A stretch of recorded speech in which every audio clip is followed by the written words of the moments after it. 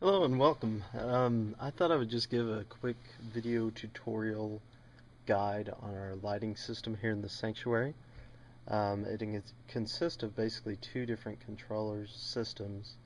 One is the DMX-based computer touchscreen controlled system, which runs Light Touch software is the program we're using to control that. And that interfaces with Leviton's Luminet, which is on the left right here. It's just basically a backup for Firecode. We had to have it installed something that wasn't software based. It's more of a hardware based platform. We have a controller here. This is in the sound booth for Luminet. And then we have controllers over by, let me see if I can pan over here real quick. Uh, Yeah, there we go.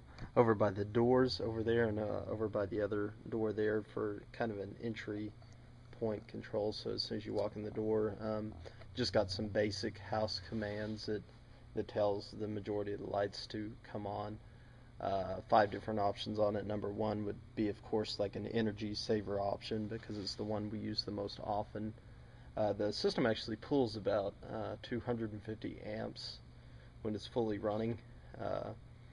Because we had before fluorescent lights, and we changed over to the majority of our lights are in the can form, about 90 watts a piece, and then our stage lights are actually about 750 watts a piece. As you can see, we're doing a little bit of work in here right now. We're rewiring the front row, and I just thought it'd be a good time to show a quick tutorial on how everything works. So here we go. The DMX system is what we use the most of. Like I say, the Lebanon is just kind of a backup, and if we're entering or exiting the sanctuary, we'll use the controllers by the door just so we don't have to walk in the dark from the sound booth to the door. Most of our programs we set up, we'll program a scene. Let me get to it right quick. This represents all the different channels we have. We've got 23 channels total in the sanctuary. And we'll set each one of these channels to our desired level for the scene. Then we can program it in for that specific situation, whether it be a praise and worship set or just a speaking set or like a dance routine or something like that. We'll save it to that and then add it to the cue list. After we've got it programmed in here, we assign a name and a location in the cue list here. And when the lighting person comes in, all they basically have to do is tap go on the screen, and it changes the lighting scene from one place to another. This is actually a video scene that we've got for when we first start. We show some videos on the two screens in here. Let me adjust this to where it's just a little. There we go. Tripod I'm working with is not that great. And then after we go from the video scene, we'll go actually into the first praise and worship song. So that's what that is right there. Then we'll just continue to step through each one of the praise and worship songs. Typically we try to make the background color, the uplight part, match whatever is happening on the screen.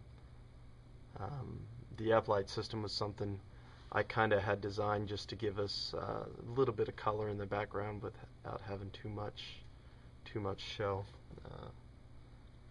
So we'll just go ahead and step through. So like this particular program I think has got about 5 different sets. And then we always try to program something in for the unexpected. One additional thing we have added onto here is just the front row on, which the front row is actually not wired right now because we're adding some extra cans to it. But if someone were to need to speak or something during the praise and worship time, we have that option to where we don't have to go in and manually adjust a fader up. It's just pre-programmed in to do that.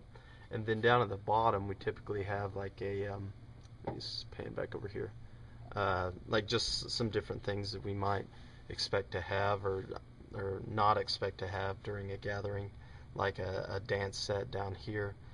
So we'll work all the way down to here, and this is what we would typically have. Then on the very end, we add some extra things that we may or may not need for the program or for the gathering. Then if the light person wants to, they can hit F12, and that takes them to this other screen, the screen that I showed you at first. And this is where you actually go and select the channels, and there again everything's all touch screen. I don't have these labeled right yet, but this is that actually represents the whole stage lighting system right there. And this right here would be our backlights, and you can sort of choose which color you would like. And we actually use a mouse more often, but it's cool to use the touch screen part of it. But I'll pan back over here. As you touch the different colors, it changes the backlights to whatever they would need to be to match our video that's going on.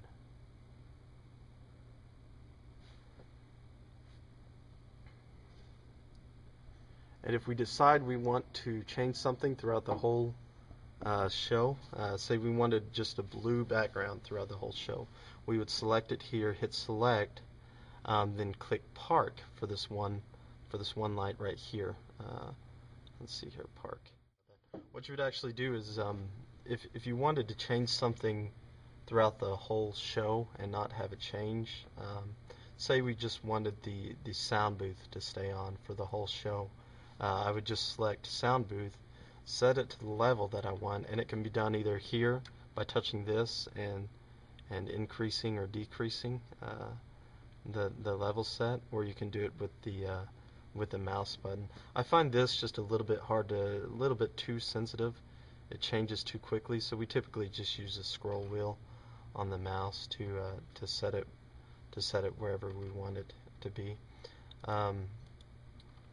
So once we get it set to exactly where we want it, we just hit park, and that makes it to where it stays there no matter what the software tells it to do. Even if we go to very dim, let's just go to the before worship set, and as you can see, it's still very light in the sound booth because we've told that light not to do anything different. And to release it, all you do is just select it again, which you can tell by the blue.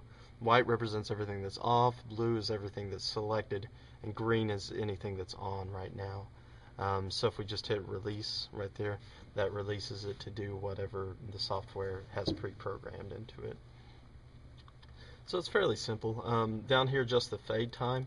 If you're going to adjust anything manually, basically if I were to select the sound booth here again and turn it on, it would just be sort of an instant on or an instant off. The fade time down here would tell it how long to take to get to that point. So if we had it for 3.5 seconds, whenever I take it to on, it'll just gradually fade up over a 3.5 second time period.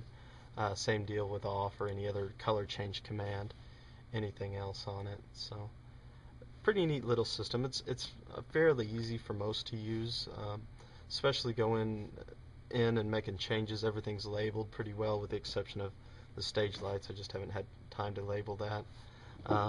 But you know, if you wanted to make a change, all you have to do is just highlight the light that you want changed, and we have a map also in here that shows where everything's at, and then just tell it what to do.